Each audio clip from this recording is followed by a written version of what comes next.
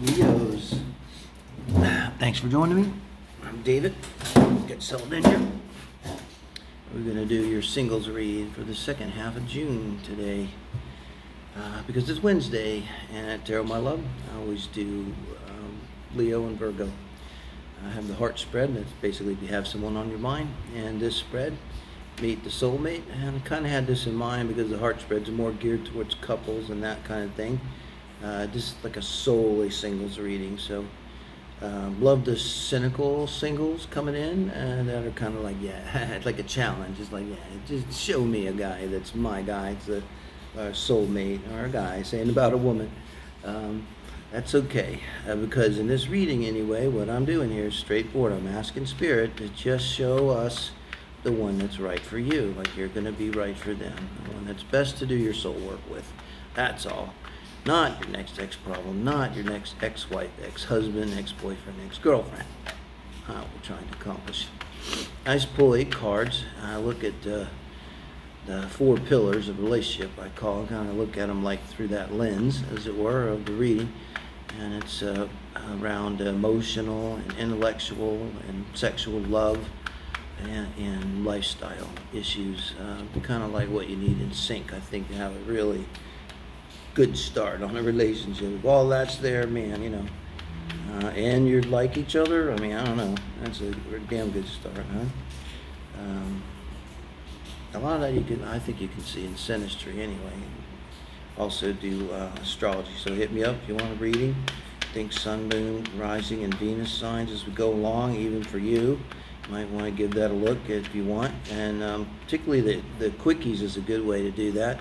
Look at your moon is different or your rising. Look at the quickies. Only waste 5 minutes of your life if it doesn't resonate. But if you start watching your moon for 3 or 4 quickies, you go, holy shit, this is totally talking to me. And you're like, well, maybe your moon's important. You again know by looking at your natal chart. Moon is important anyway. It's the mind. I don't know what people got. It's not the mind. So moon speaks a lot to our mind, how we are in ourselves. Our whole unconscious, which is most of us, huh? Okay, so I hope you can hear me all right. Mic problems. I lost 2.5 hours to do 5 readings every day, including with the quickies, and then Mercury retrograde, and the mic was working fine. It was brand new. I used it 3 days. It just, and I didn't know till it was over. So it's good. I took a long break and I slowed everything down. I'm like, okay, this is how we're going to do Mercury retrograde. Slow everything down. Try not to slow my speech down and be more clear. So, in the emotional position, the 6 of Pentacles and the 10 of Cups. You may not be able to see these. I'm trying to keep them close here until I can get my volume issues solved. If I do need to clarify, I'm using a Klimt art deck over here. Usually don't. And then we have the Knight of Pentacles. This is in their intellectual position over the High Priestess. It's interesting, you know, 6 of Pentacles and the Knight of Pentacles over the 10 of Cups and the High Priestess. And here I look too, with the emotional aspects comes the moon. I try to see if I can pull a moon out of here. Of course, the unconscious. Over here is your intellectual side, your conscious self. You see more of the sun and the Mercury energy there, I think. And then sexually, and then their love nature. I look for Venus and Mars here. You have the 3 of Wands over the 5 of Swords. Okay, so, yeah, if you are a tarot fan, it's like, remember, this is your person. So we're not doing this is not looking for a toxic read. We're not hunting for a narcissist. Although I bet you some of the confirmed females will be like, you know, not just females. I guess there's guys too into the narcissist thing. So you might still say, yeah, I mean, I know it is and that's why I know they're a narcissist, and I'm not playing that, you know. Because, I mean, I'm not seeing perfect people. I'm seeing real people. But I'm just trusting the cards and asking Spirit, show us the one that's right for someone that's watching who, you know, is a Leo and wants to know. Emperor. This is in lifestyle, core values. Ka-Ching. So, how you like that? 9 of Wands. I know it's not everything, but it's the way it is. It's, again, it's cards. reading, asking spirit. And had one the other day, and I said, it's hard. I hope it's not a disappointment, but this person doesn't have a pot to piss in, but man, they got a good heart and they're very creative and all like that. This person's got a pot to piss in, probably made of gold. But let's I'll go first to the emotional side. Just kind of pops out there, and So the good news is, thank you, because it's been an entire day, and I lost 4 readings, 2 heart spreads, 2 of these single meet, the soulmate spreads, and you know, I believe in every one of those, and the ones I've redone now. You know, I haven't really seen the bad childhood pop it up. It's like, wow, that's kind of amazing. So obviously love means a lot to them. This down here is in the core of the unconscious here, the deep unconscious. So I read too into that a real sincerity, like they really mean it. There's got to be a Pisces. I'm thinking Pisces energy down here in the moon, and really receptive. So but kind of balanced, because the 6 of Pentacles up here,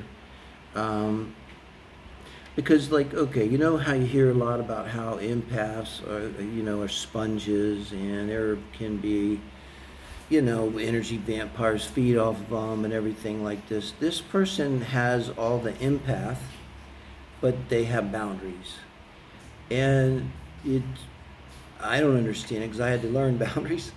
Quite a concept.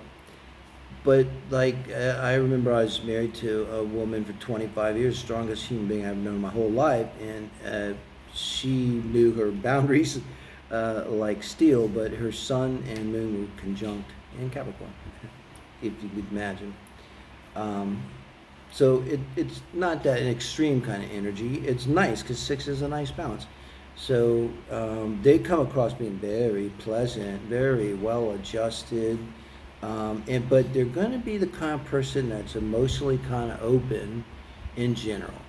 I think with the 6 of Pentacles, they would quickly right themselves internally.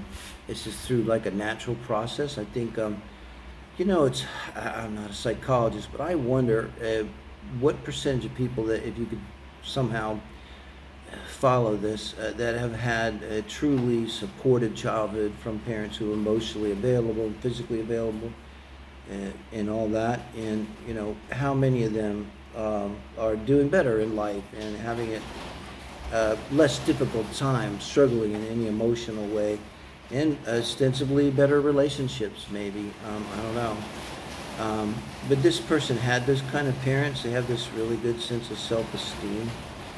And then you got the Knight of Pentacles and the intellect combined with the High Priestess. I just can't love that enough.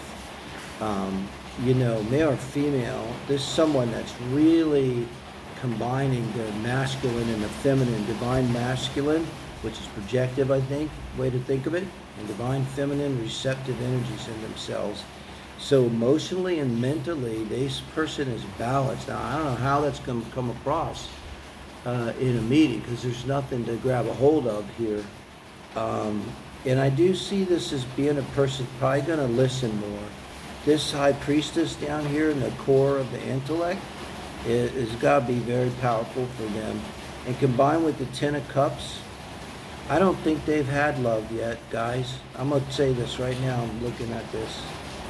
Because this moon in Pisces, and I think we're dealing with the sun. I just talked about my wife having the ex-wife having the Capricorn stellium, sun and moon. Not stellium, but the conjunction. But I think this person has their moon and their sun probably conjunct. I mean, they're next to each other in their natal chart. You know, so you're talking about a Pisces personality here. But one with boundaries, and with the Knight of Pentacles really has boundaries. This is very fascinating. Now I'm kind of trying to think of the Mercury, how that would be. It could be as far back as a Capricorn. They could be having a Capricorn Mercury to go here. And we've got Aquarius and Aries too in there, Venus and Mars. Venus is in Aries, and I think they're Mars and Aquarius. So just to sum up the astrological points, if you look at their natal chart, they're very easy to get. Really all you need is a day. The moon is a little iffy every 2.5 days. If it's somewhere around 15 degrees, you're probably safe it's that day. But the other things are usually not hard to get, just even without a time. But get a time, as an astrologer's like, get a time, it's so important. Oh my God, what do you got to look in the family Bible, ask that old aunt that you hate to talk to, whatever it takes, get the time. But this person, trying to think of what they might do for a living with this Emperor and the Nine of Wands. I see the Nine of Wands very interesting here. They know how to put just the right amount of energy into what they do to make money. This person has got to be an entrepreneur, they work at like a high level in a corporation. They ought to have a lot of control. If they're working in a corporation, like if they're a lawyer, then they're a partner, or it's their firm. If they're in a corporation, they're the CFO, the CEO, and maybe they had a hand in creating the corporation and that kind of thing. But this is a nice energy because, you know, they really do well for themselves, and they know how to leave enough energy to spend on you, hopefully, if you're in their life, or their love interest, you know, or hobbies. And so, you know, they're not a workaholic. They're not, so somebody, this guy, woman, person is very, very solid, you know. Even with the Nine of Wands, I get that sense that they just know, you know, how far they can push it, how to measure their energy. Like they don't have to stop. And this is kind of that Six of Pentacles too. That probably helps them a lot. You know, there's like some kind of internal mechanism that just keeps them, you know, like as soon as they start to feel, their moon's very sensitive, a little off, they go, and they got the High Priestess, this Pisces, this other could be Pisces energy, water, tense energy of 12th house connections, spiritual connections, intuition. So I think there's someone, essentially they follow their gut, but like at a high vibratory level, like whatever they do, you know, they chose it because they knew that this was what they were like born to do. You know, they should have a really strong connection, because I think what's maybe helps them be so balanced, maybe because their moon and sun is conjunct. I never thought about this before, but yeah, that's most of you, the sun and moon. I mean, astrologer, and I know everything else is very, very important, but the sun and the moon is a large part. And here they are working in complete harmony, I think here. So the way they feel and what they think is in sync for them, you know, and that's probably the core of the balance that they have. Now, to get to the part you've probably been waiting for, the sexual part, I think this person has probably had a crazy lot of partners.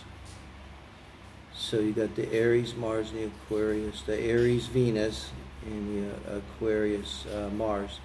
So the Aquarius, Mars, I think is going to be great for me.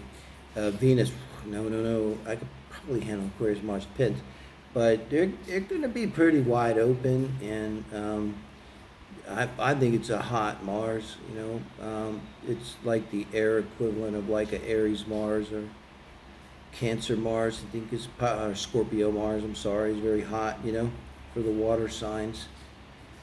What's the hot Earth sign in a Mars? Oh, there isn't one. No, Taurus. Taurus be hot.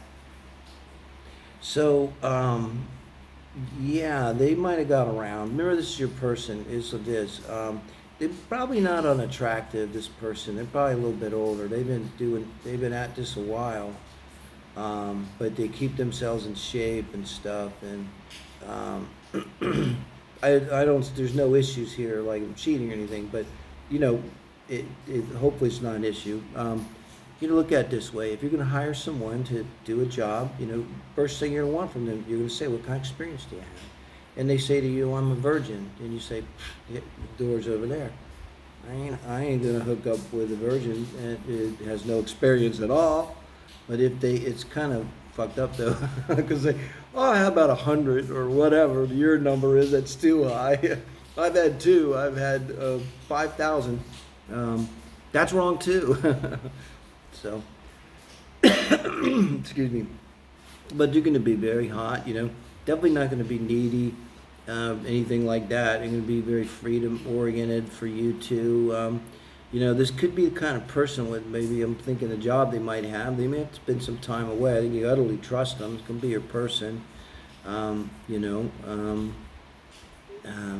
they just have a habit of going in fast and hot, and sort of just it's sexual. Yeah, I'll say it. So this is something they might tell you this, or maybe they don't, but you'll find out. It's not bad. I don't think it means they're going to do this. I don't see them doing this like in relationships and stuff. I mean, they're just very confident and know what they want, and they might be a little matter of fact about the sex, I think too. I mean, there's no hang-ups in them. There's nothing from childhood. It's just they're going to have an attitude like the body's the body and sex is sex, and what's the big deal? You know, and it's just a matter of monogamy. I don't think that's going to be a problem, you know. So I don't want to scare you with all that, but you know, you got someone that knows their way around a male, female body, maybe both, no judgment. That seems like the best strategy, right? Keep your options open. Thank you, guys.